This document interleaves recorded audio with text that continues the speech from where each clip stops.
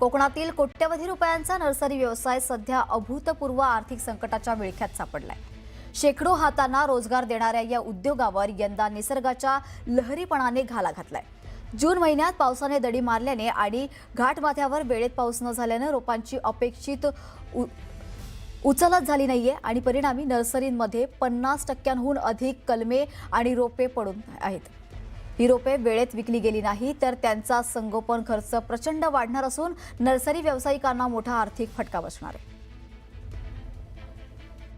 पावसाअभावी कलम रोपांची मागणी घटलेली आहे, त्यामुळे कोकणातला नर्सरी उद्योग संकटात सापडल्याचं आपल्याला पाहायला मिळते। अनेक जे नर्सरी उद्योजक आहेत त्यांच्या नर्सरीमध्ये रोपं पडून आहेत, कारण रोपांची ज्या पद्धतीने मागणी व्हायला पाहिजे त्या पद्धतीने मागणी झालेली नाही, कारण घाटमाथ्यावर पाऊस पडलेला नाही। अनेक भागामध्ये पाऊस झालेला नाही, त्यामुळे जी रोपांना जी मागणी हवी होती तीच मागणी नेमकी झालेली नाही। त्यामुळे कोकणातले जे करोडो रुपये खर्च करून जो नर्सरी उद्योग जो सुरू आहे, करोडो रुपयाचा जो हा नर्सरी जो उद्योग आहे तो मात्र आता संकटात सापडलेला आहे। कारण यावर्षी पावसाने दडी मारलेली आहे, मान्सून वेळेत दाखल झाला नाही आणि आता जुलै महिन्यामध्ये सुद्धा मान्सूनने मोठ्या प्रमाणात दडी मारलेली आहे। मे आणि जून महिन्यामध्ये मोठ्या प्रमाणात कलम रोपांना मागणी असते आणि त्यामुळे इथला जो नर्सरी उद्योजक आहे तो मात्र मोठ्या प्रमाणात कलम रोपांची विक्री करत असतो, परंतु यावर्षी मात्र 50% पेक्षा अधिक रोपांची जी जो खप आहे तो झालेला नाही। अनेक नर्सरीमध्ये रोपं पडून आहेत, त्यामुळे त्यांची चिंता वाढलेली आहे। जर का रोपांची वेळेत जर का विक्री झाली नाही तर रोपाचा खर्च वाढणार आहे आणि त्यामुळे हा जो खर्च आहे तो परवडणार नाही, कारण त्यांना रिबॅगिंग सुद्धा करावी लागणार आहे आणि पुढच्या वर्षी जशी झाडाची उंची वाढेल, रोपांची उंची वाढेल तसं त्यांना ते बॅगिंग सुद्धा चेंज करावं लागतं आणि मजुरीचा खर्च वाढणार आहे। त्यामुळे कोकणातला नर्सरी उद्योग सध्या संकटात सापडल्याचं पाहायला मिळते। शिवाजी गोरे, न्यूज 18 मराठी, दापोली, रत्नागिरी। पाऊस नाही आहे, पावसामुळे थोडं प्रॉब्लेम होत आहे। घाटमाथ्यावर ते रस्ते बंद असल्यामुळे थोडं वरून येणारे जे गिरायक आहेत ते मंदावले, त्यामुळे थोडं अडचणीचा भाग आहे आमच्या नर्सरीसाठी। जर माल सेल नाही झाला राहिला तरी आम्हाला तो रिबॅगिंगला परत डबल खर्च वाटते। वेळेत जर माल आहे तो उठला तर थोडा आम्हाला प्रॉफिट मिळेल आणि नाही मिळाले तर परत आमचा एवढा खर्च वाढला की थोडं कमी बजेटमध्ये होते ते। यानंतर बातमी आहे जळगावातून। जळगाव जिल्ह्यात गेल्या 15 दिवसांपासून पावसाने दडी मारल्याने पाचोरा आणि भडगाव या तालुक्यातील सोयाबीन, कपाशी, उडीद, मूग, तूर आणि ज्वारी पिके कोमेजू लागली आहेत। त्यामुळे शेतकऱ्यांची चिंता वाढली आहे। शेतजमिनीतील ओलावा संपून अनेक ठिकाणी जमिनीला भेगा पडल्या असून लवकर पाऊस न झाल्यास पिके जळण्याची आणि दुबार पेरणीची वेळ येण्याची भीती शेतकऱ्यांकडून व्यक्त केली जाते। मागील 15 दिवसापासून जळगाव जिल्ह्यामध्ये पावसाने दडी मारल्यामुळे शेतकऱ्यांच्या चिंतेत मोठी वाढ निर्माण झालेली आहे। आपण जळगाव जिल्ह्यातील भडगाव तालुक्यातल्या कोठली परिसरामध्ये आहोत। आपण बघू शकतात की या ठिकाणी पावसाअभावी शेतातली जी पिकं आहेत ती आता जळायला सुरुवात झालेली आहे। कोमजलेली पिकं आहेत, त्यांची वाढ खुंटलेली आहे। खरं म्हणजे मागील वर्षी या तालुक्यामध्ये मुसळधार पावसाने हजेरी लावली होती, पूर परिस्थिती होती, त्यामुळे शेतकऱ्यांना मागील वर्षी देखील मोठं नुकसान सहन करावं लागलं होतं आणि यंदा पावसाने दडी मारल्यामुळे आता शेतकऱ्यांची चिंता वाढलेली आहे। दादा काय सांगाल, काय पेरलं यंदा आणि काय परिस्थिती? ह्या वर्षी आम्ही सोयाबीन पेरलंय सर, आणि ह्या वर्षी आमचं असं झालेलं आहे तर 30 तारखेला आम्ही सोयाबीन पेरलेले आणि सोयाबीन पेरतात 2 दिवस पाऊस आला, 2 दिवसांपासून पाऊस झाला तर असं 10-15 दिवस झालेले सोयाबीन अक्षरशः आमचं जळतंय। अशी वाईट परिस्थिती झाली आहे तर अजूनही 5-6 दिवस पाऊस आला तर आमचं सोयाबीन पूर्ण आम्हाला रोटा मारावा लागेल ट्रॅक्टरवर, नाही तर आम्हाला नवीन दुबार पेरणीचा टाइम येणार आहे।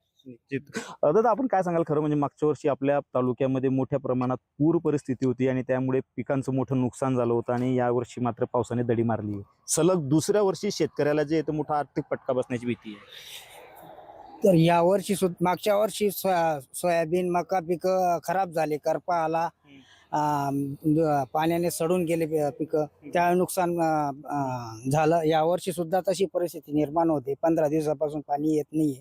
जर पाणी आला नाही तर नवीन पेरणी करावं लागेल आम्हाला आणि नुकसान होईल फार, शेतकऱ्यांचं मोठं नुकसान होईल।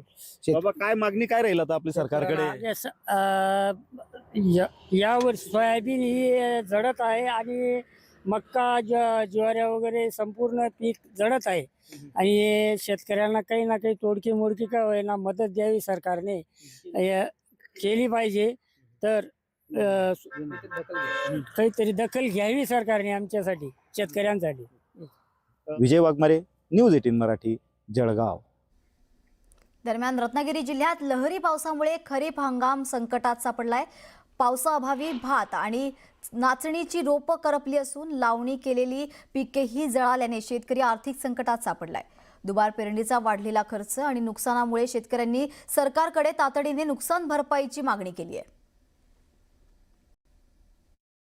मी आता सध्या 15 दिवस शेतीच्या कामामध्ये गुंतलेलो आहे, परंतु काम काय होत नाही बरोबर, काय नाही. लावलेली शेती अर्धी लावली पूर्ण बाद झालेली आहे. पाऊस पडला नाही त्याच्यामुळे बाद झालेली आहे. आता थोडी आली होती ती आता 2 दिवस पाऊस चालू झालाय, त्याच्या भरोश्यावरती ती चालू केले. ते कितपत पाऊस पडतोय ह्याच्यावरतीच पूर्ण लक्ष राहणार आहे.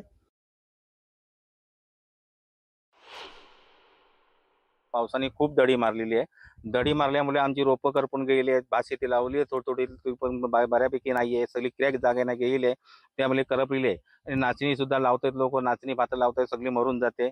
पाऊस नसल्यामुळे कालपासून थोडा पाऊस पडायला लागलाय, तरी काय उपयोगाचं नाही वाटत आहे. मी खूप अडचणीची लोक, शेतकरी आम्ही लोक अडचणीत आहोत. आम्ही गेल्या वर्षी नाचणी भात केलं, नाचणी साप मरून गेली, एक पण दाणा मिळाला नाही. आणि यंदा नाचणी आम्ही केली, भात केला, भाताच्या पाती करपल्या, नाचणी लावलेली उन्हाने मरून गेली. परत आता 1 दिवस पाऊस लागला त्याच्यावरती आम्ही लावतोय. मग आता ह्याच्या पुढे आम्ही काय खायचं. बातमी आहे रत्नागिरी जिल्ह्यातून. रत्नागिरी जिल्ह्यातील दापोली तालुक्यातील मुळे सुतारवाडी या भूस्खलनाचे गंभीर संकट निर्माण झाले आहे.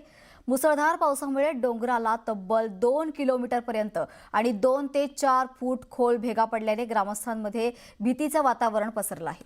महसूल प्रशासनाने तातडीने स्थलांतराचे आदेश दिले असून भूवैज्ञानिकांच्या पथकाकडून परिसराची पाहणी सुरू आहे. अहवालानंतर पुढील निर्णय घेतला जाणार असला तरी सध्या सुतारवाडीतील नागरिक भीतीच्या छायेत जीवन जगतायत. अतिमुसळधार पावसामुळे कोकणामध्ये भूस्खलनाचे प्रकार अलीकडे वाढलेले आहेत. दापोली तालुक्यामधल्या मळे येथे मोठ्या प्रमाणात डोंगराला भेगा गेलेल्या आहेत आणि इथल्या सुतारवाडीला धोका निर्माण झालेला आहे. आपण पाहतोय सुमारे 2 ते 3 फूट खोल या भेगा आहेत आणि जवळजवळ 1 ते 2 किलोमीटर पर्यंत या भेगा पडलेल्या आहेत. त्यामुळे इथे जवळ असणाऱ्या सुतारवाडीला धोका निर्माण झालेला आहे. सुतारवाडीत 9 कुटुंबीय या ठिकाणी राहतात. बाजूलाच त्यांच्या पाणी योजनेची विहीर आहे. या विहिरीला सुद्धा धोका निर्माण झालेला आहे. एका बाजूला डोंगर आहे तर दुसऱ्या बाजूला नदी आहे आणि या सगळ्या भूभागावरती मोठ्या प्रमाणामध्ये भेगा पडलेल्या आहेत. त्यामुळे कुठेतरी हा गंभीर प्रकार या ठिकाणी आपल्याला पाहायला मिळतोय.